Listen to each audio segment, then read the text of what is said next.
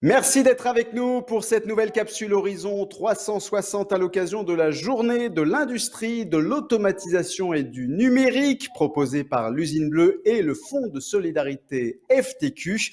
Nous sommes en compagnie de René Cossette, vice-président innovation et développement durable chez Premier Tech, qui offre des solutions automatisées dans les secteurs de l'horticulture, de l'agroalimentaire, des équipements industriels et de l'environnement. Bonjour René, je ne sais pas s'il est avec nous et si on peut l'entendre.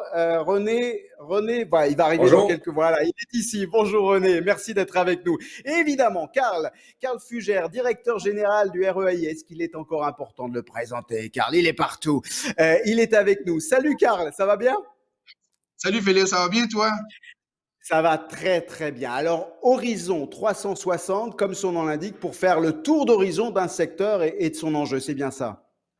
Exactement Philippe, parce que on sait, hein, il y a de plus en plus d'entreprises qui prennent le virage de la transformation, de l'automatisation puis du numérique. Puis c'est important pour eux de savoir toutes les tenants et aboutissants. Puis aujourd'hui, on est très très content de recevoir justement un expert en la matière, beaucoup d'années d'expérience, René Cossette. Donc je te laisse Phil entre bonnes mains. Je vous laisse messieurs. Merci beaucoup, Karl. René Cossette, on a une dizaine de minutes pour faire un tour d'horizon de la situation de l'automatisation au Québec. Et commençons, si vous le voulez bien, par nous comparer. Vous êtes bien placé avec Premier Tech. Votre siège, on le rappelle, il est à Rivière-du-Loup, mais vous comptez aussi 27 entreprises, 27 industries dans le monde. Quand on parle d'automatisation et qu'on se compare au reste du monde, comment on se situe notre province, le Québec, en la matière?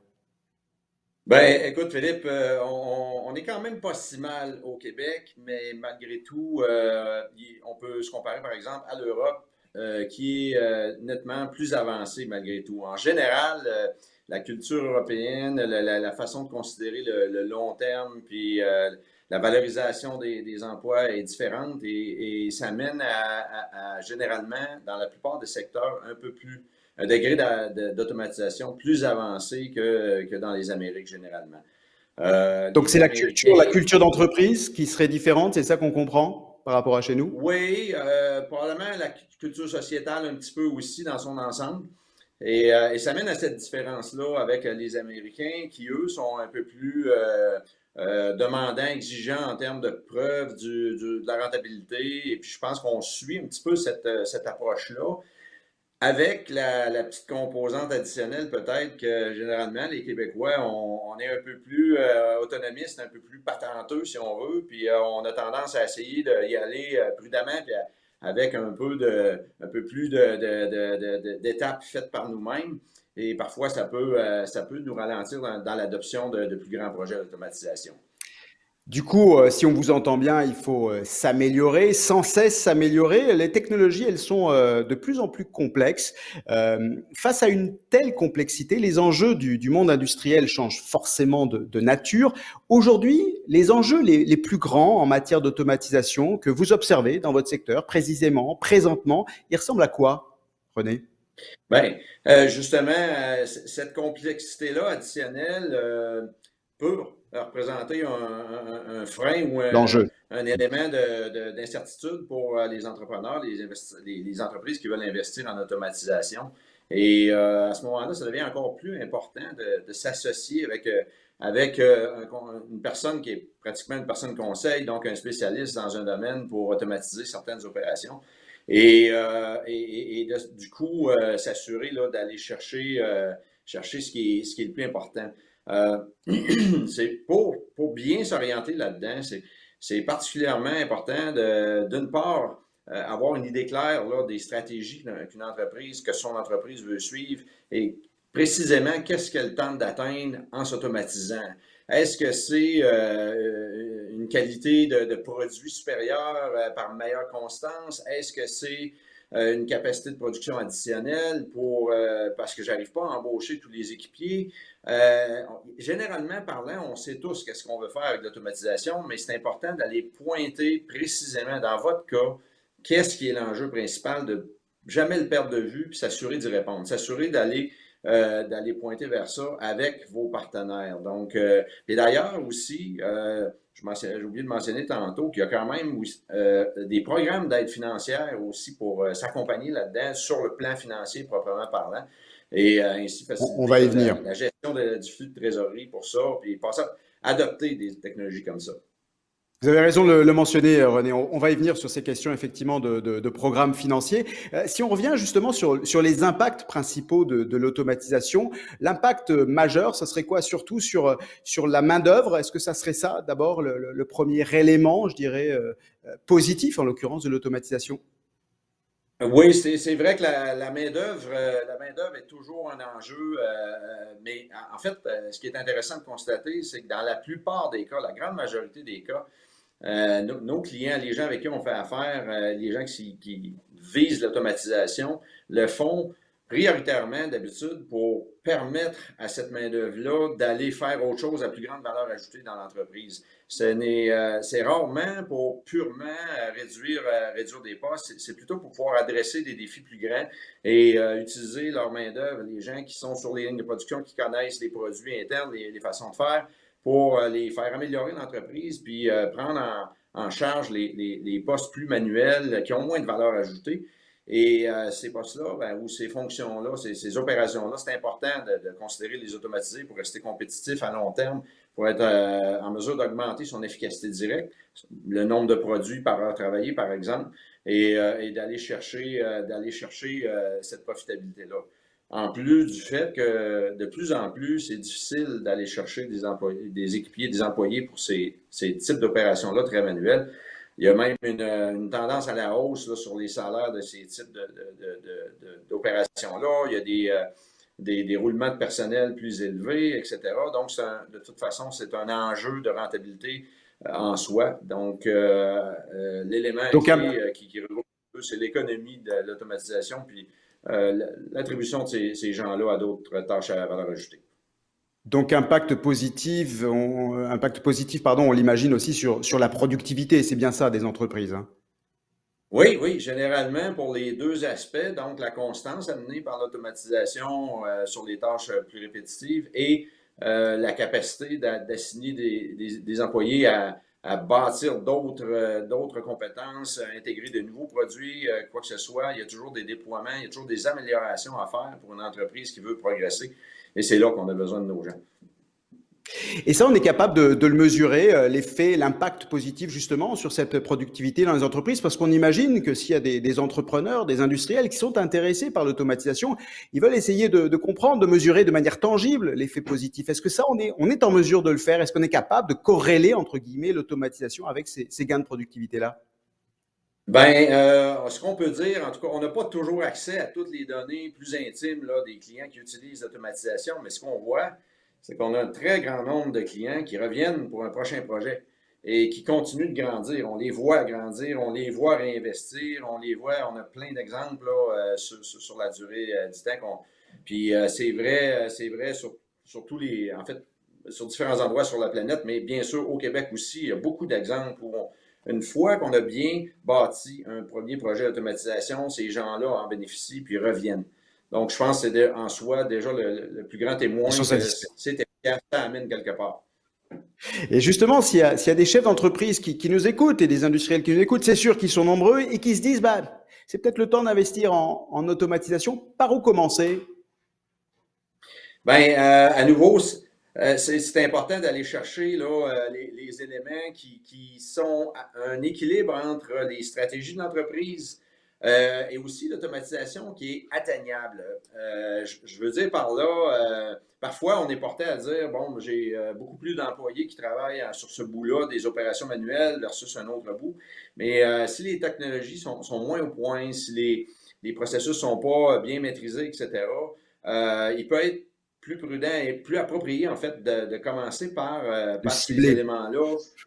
Oui, voilà, qui sont atteignables, qui peuvent donner des premiers gains, qui vont quand même libérer quelques employés, encore une fois, pour les apporter à faire autre chose, et qui vont permettre d'apprivoiser l'automatisation à un degré supplémentaire avant d'attaquer les défis les plus difficiles dans l'entreprise. Parce que parfois, exemple, le découpage d'une pièce, d'une carcasse d'animal, par exemple, de façon automatisée, c'est très complexe. Il y a beaucoup de gens, souvent, dans une entreprise comme ça, qui vont travailler là, mais ce pas les premiers endroits qu'on va attaquer. On va attaquer plutôt la mise en caisse des produits découpés ou la palettisation, qui sont des tâches répétitives et qui peuvent être automatisées plus facilement, et donc faire des pas, créer des résultats. Il y a un grand mouvement actuel, et la pandémie l'a accéléré, vers le consommer local, le produire local. Est-ce que vous préconisez aux entreprises de réaliser l'ensemble de leurs projets d'automatisation localement, prioritairement, on s'entend, ou bien est-ce que vous recommandez au contraire de regarder partout, donc à l'extérieur de la province, pour trouver les meilleurs spécialistes? Ben, écoutez, il y a quand même un gain souvent à faire appel localement, dans la mesure où on mesure bien les compétences qu'on a autour de la table. Donc, la compagnie qui va investir et le partenaire d'affaires qui peut offrir une solution, c'est extrêmement important d'avoir la transparence, d'avoir l'honnêteté, de bien définir est-ce qu'on maîtrise l'ensemble des fonctions ou des techniques qui sont requises. Et s'il y a des limitations, de bien les reconnaître puis d'adapter son plan de projet en conséquence. Ça veut pouvoir dire, par exemple, de choisir si on veut faire une preuve de concept, par exemple. Il peut y avoir un élément clé dans la technologie qui demande à être validé, peut-être que le produit est différent, etc.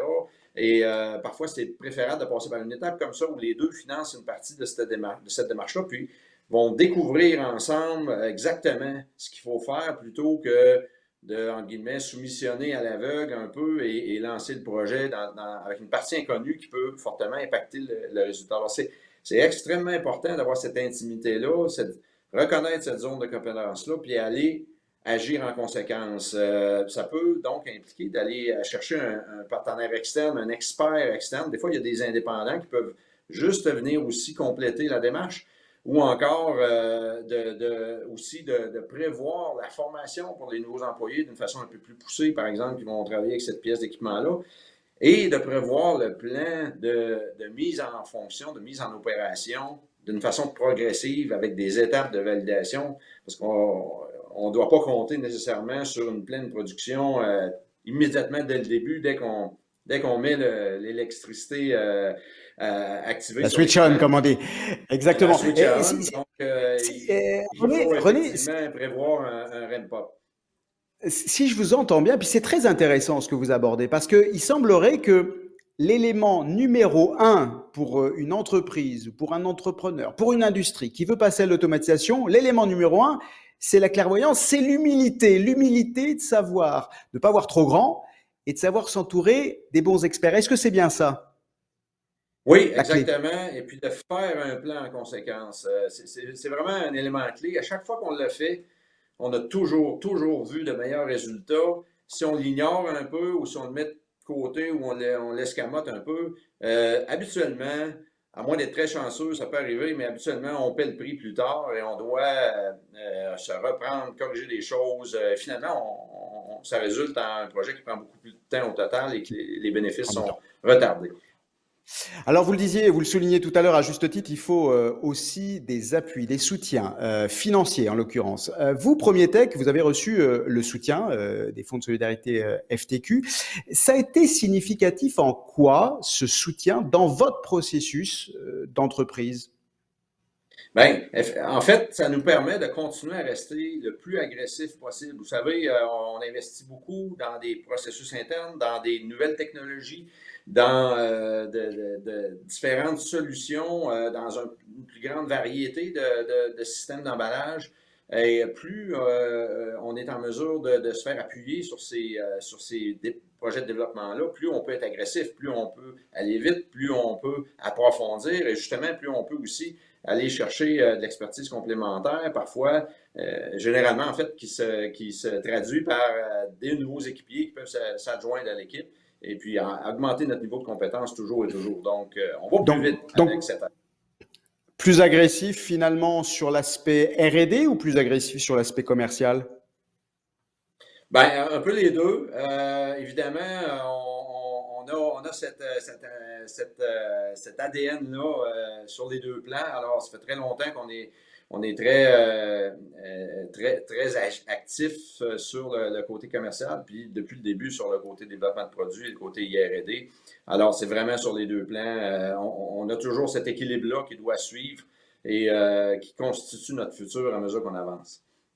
Donc, si des entrepreneurs québécois qui nous écoutent, ils ont un projet d'automatisation, ils veulent approcher un partenaire financier comme le Fonds de solidarité FTQ, vous leur recommandez finalement d'être très distinctifs justement dans leur caractère agressif, dans leur compétitivité, définir ça? Ben, j'imagine que les gens du fonds, comme beaucoup de gens, comme beaucoup d'entre nous, quand on voit des partenaires qui sont décidés, qui ont identifié très clairement où ils veulent se rendre, qu'est-ce qu'ils veulent atteindre, et qu'ils ont une stratégie d'entreprise et qu'ils ont une démarche pour en faire un succès sur les différents plans, comme vous l'avez dit, développement des nouveaux produits, aussi commercialisation, etc. Eh bien, quand on voit une bonne détermination à ce niveau-là, puis un plan de match bien solide, je Ça suis marche, certain que les gens généralement. sont les premiers partants pour Ils vont être affronter sensibles. l'entreprise. Oui. Dernière question, René, parce que le temps évidemment file malheureusement. Dernière question donc, c'est quoi la meilleure façon de rater son automatisation? Tout à fait.